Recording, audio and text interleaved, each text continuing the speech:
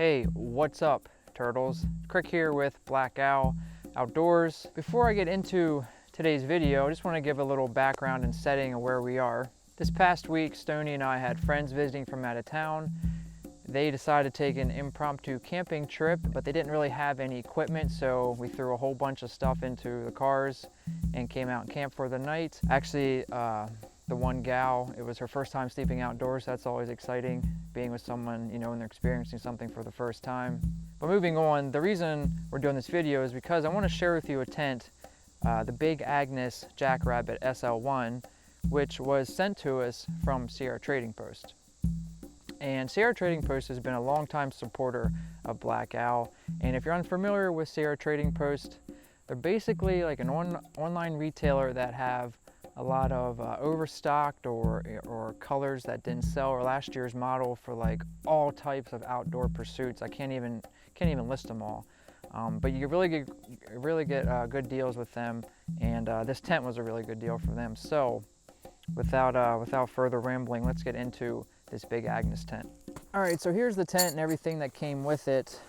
There is a footprint in here, which you'll see that, but this is the big Agnes Jack Rabbit SL1, which it says down here at the bottom of the tent stuff sack.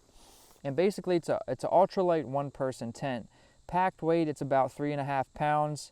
You have the poles over here, one vestibule, but all of that will make sense once I get it and set it up. So let's set it up.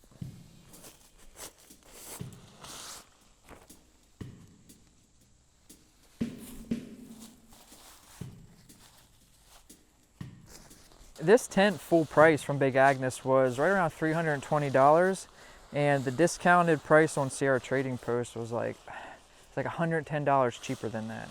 So just to reiterate, from the site, you really get good deals on a lot of quality products. You really do.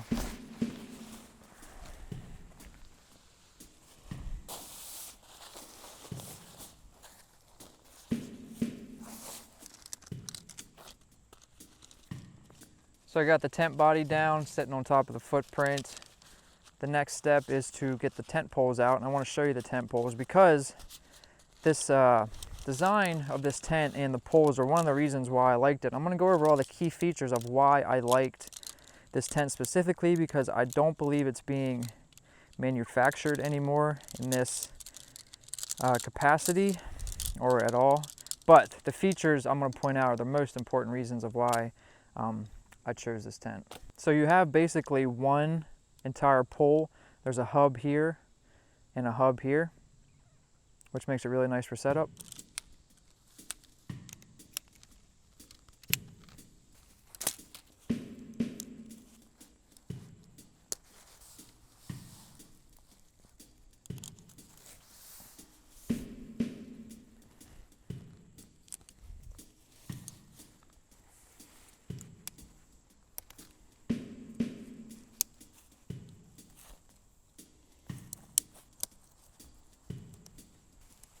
I mentioned earlier that there's a few features I want to point out why I chose this tent, and one of them being right now is what I call a browse pole.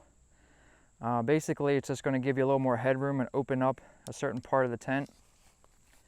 But basically, it just goes right where the door is. It's almost like a ball socket. It clicks in there, and on the other side, it's the same deal. And basically, just gives you a little bit more room because this is a one-person tent, and they're small by nature. There are a few pockets on the inside of the tent.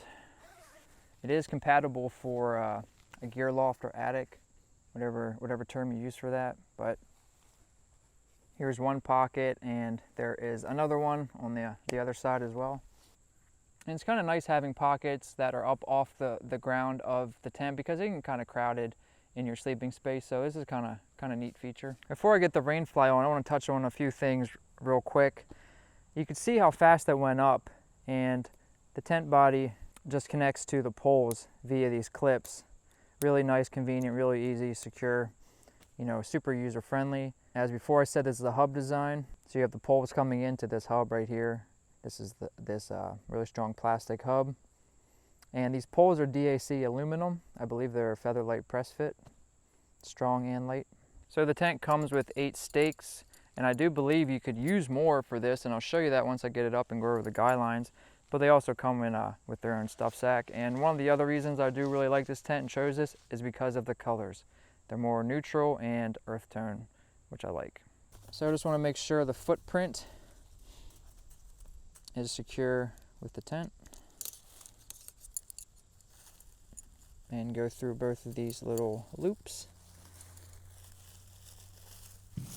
Bam!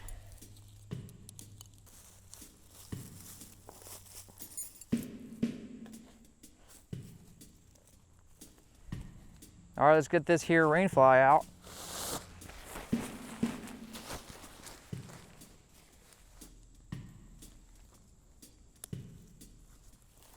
And just really super easy attachment, just like a 3-prong clip. Goes right in, snaps in, super easy. One of the other reasons I was really interested in this tent is because it had a vent. You can see it sort of hanging there right now. And it's really simple to do. This is just a little, there's like just a rod sewn into some nylon, hook and loop at the top. Oops, put that little brace bar, and it promotes airflow. And that's really important for trying to combat condensation. And something I didn't know until the first time I used this, which I did take it backpacking in Dolly Sods in West Virginia, was that there is reflective material on these guy lines, which is really nice at night. And now I'm just going around the tent guying out the sides and ends, which will just help promote airflow at night when you're in there breathing. Your hot, moist breath can cause condensation. So it's important to do this for airflow if it's hot and or to combat condensation.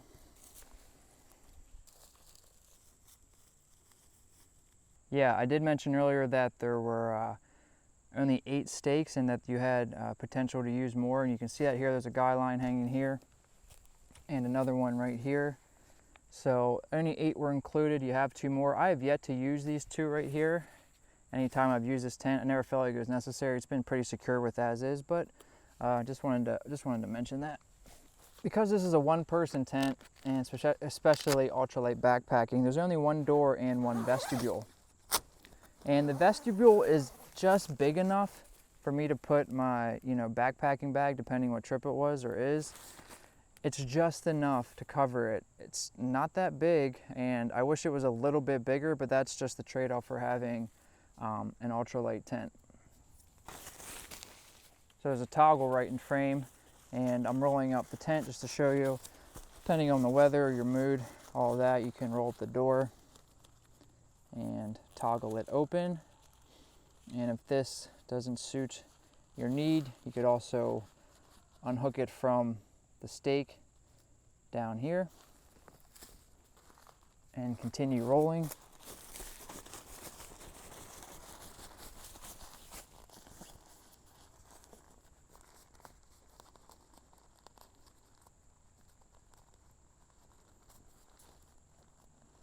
Come on.